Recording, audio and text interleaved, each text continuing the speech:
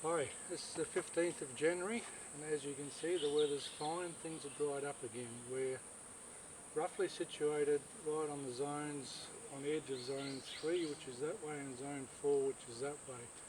We've started to do the holes. We're situated roughly where the track split, and that is the rear of zone 3. That right back there, probably another 100 metres, is the actual boundary of the property.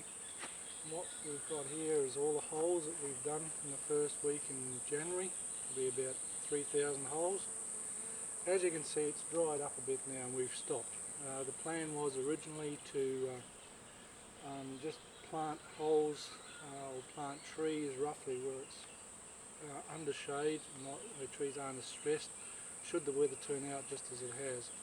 Now at the moment we're talking, we're in fine weather. We're supposed to be getting the next monsoon trough in a couple of days, which should bring us more rain. Hopefully then we'll get all this done. So by the time you're watching this bit of footage, these trees will be in. We should have about 3,500 trees in. At the moment we've got just over 2,000 trees in, and they're all looking good. Some were put in the middle of rain.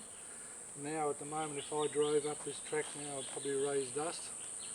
4 days ago I got the trailer and the truck bogged, so it's just a change in weather, it just changes so quickly.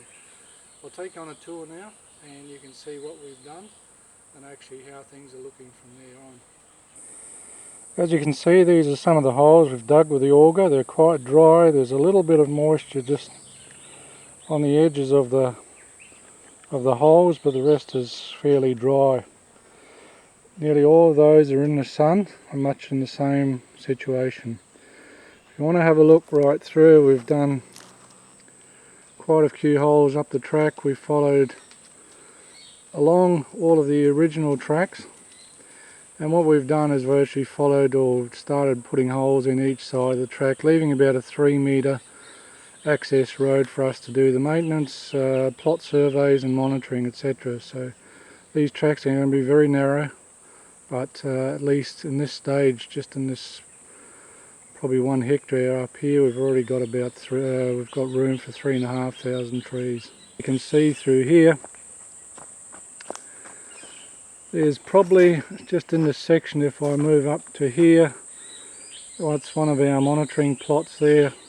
From where we started filming to here, there's probably about 500 trees just in this small area alone. That's all in next to these tracks. We're utilising every square metre we can possibly get to squeeze trees in. If you have a closer look, a lot of these trees are put very close together, anything from 1 metre to 1.5 metres, but hopefully this will cut back on maintenance and also increase the tree numbers we need to put in.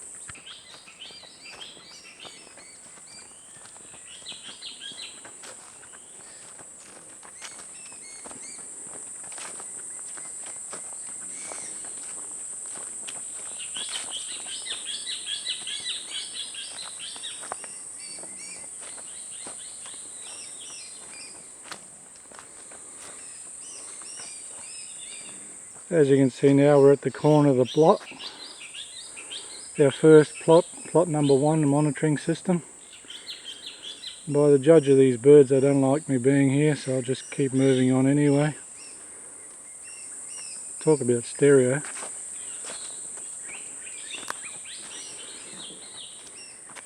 This is our first plot that we're working on. We've yet to register all the tree names and their height of the remnant vegetation, but this was one of the goals in our report that we needed to fill in. There you have the other corner post with a butcher bird on it, and this is our first plot number 1 within this. So we've planted in here already. There's a few more trees to go, but it'll give you an idea of what we've been up to. Again, these are looking pretty good considering the holes were still damp, and they still haven't flitched that much, so I'd say the soil moisture is up a little bit, but we're just going to have to stop planting for a couple of days until it will look promising rain coming. Up until then, it's not worth putting any trees in, it's only going to kill them. We're coming up here. So you can see this pile of trash. This is what's left of the ice cream bean tree and the happy plant. Some of it's still alive. There's the trunks that it was in. Starting to find a few more trees. These are the trunks. That's from my chainsaw certificate. Hey, I felled my first tree up here. This is the old hippie camp, if anybody that was up here remembers it. That's where Jamie's removed probably about 4 truckloads of rubbish out of here. But now we've planted it out. And this very trunk I'm showing you here, if we can pan through onto some of the foliage, this is actually a carambola tree.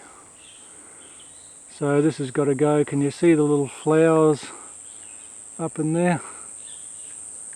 Yeah, these little tiny little flowers, they're carambola trees. So this tree sadly has to be cut down as well. So I might just lean the glyphosate bottle next to it and hope it gets the message. There's another one here, the one with a large leaf that you can see here. I don't know what it is, but if you look at the trunk, still in there, so it's been somebody's fruit tree that got away. But again, you can see where we've planted every nook and cranny around the tracks, just leaving a small access road, but we're utilising every square metre of space at the moment. We're coming up to the top corner of the property.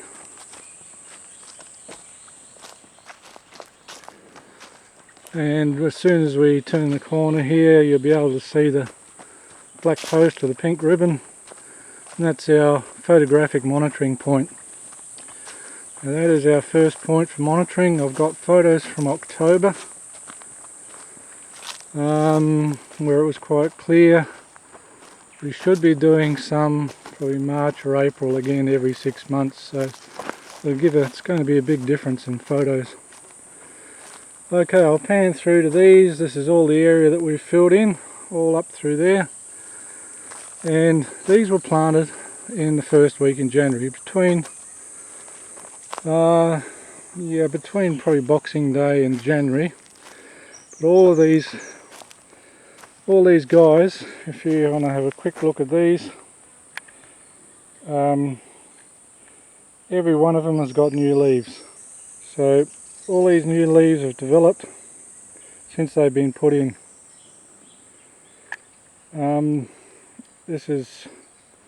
We're getting some phenomenal growth. Even in the nursery, we've already planted trees in this region here now that we collected seeds about 3 months ago. Some of these are already about 600 mil tall, and we've put these in. This is all the top area. This is our top boundary of the property, and I'm following the access track. And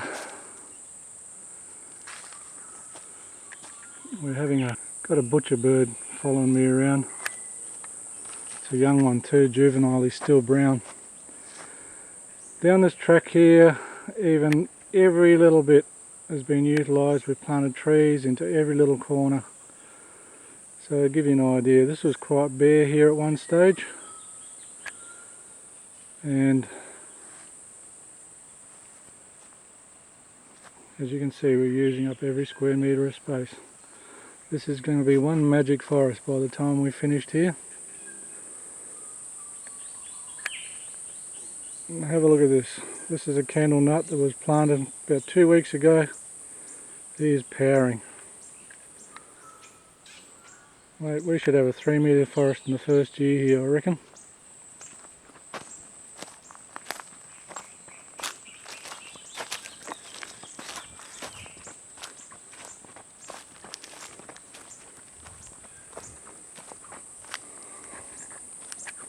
Now the area we're coming to now is a little patch of natural regen that I've left, simply because we've got these figs here which they've come up by themselves. There's quite a few figs. As you can see, there's more here. But within this we're starting to get just native regeneration all through here. So I've just left these few meters and we've replanted all the rest of it. Now I'll just pan over. This is zone 4, which we haven't touched yet. Hopefully if we complete zone 3 we'll start back up here, depending on weather and accessibility and how easy it's going to be to bring the vehicles and the materials up here. This is the other track going back down. This takes us to back down to the middle track of the property.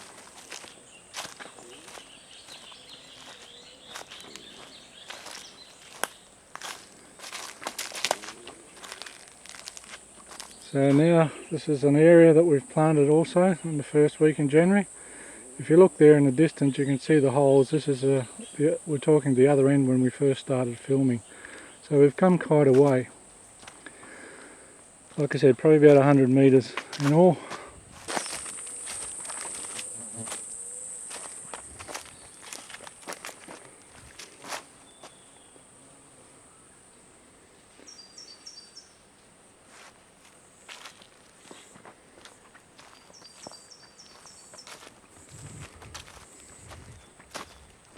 These have all been planted in here.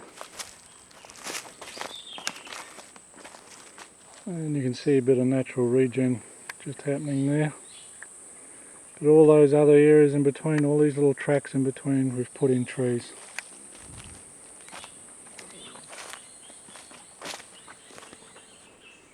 Okay, I'll just give an example now. This is where we've been planting trees all through here. Can you see where there's the holes? Actually, the planting areas have good coverage. If I pan through now, you'll be able to see what the difference is. This is where protection is, and this is where the sun's on full without rain. So this is why we've stopped planting at this stage. We will over the next couple of days fill in these holes which are under the shade, and hopefully by then the rains will come and we can fill in the rest of these holes which are at present out in the weather. Once they're in the ground and we've got ground moisture, then the trees will hold at least for a month or so without any water.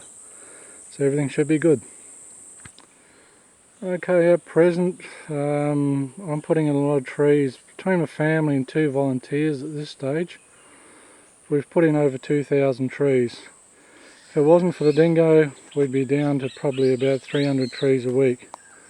At the moment we're looking at about 1 to 1,500 trees per week. The only reason we're doing this number is because of the dingo and these holes. The dingo and the auger have been a blessing as far as getting numbers in goes.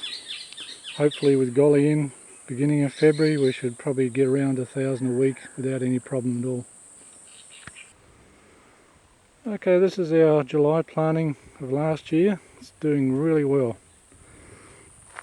The only problem has been so far with all this rain and all this sun all of a sudden, of course the weeds are growing up. I've already sprayed this sickle pod I've had to do. You can just see the spray taking effect.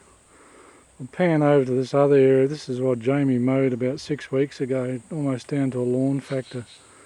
It's getting close to 2 meters again. Have a look at that mountain. It's no wonder these people lived here, did nothing, stare at the mountain. Yeah, it's a beautiful sight. You don't often see it without cloud.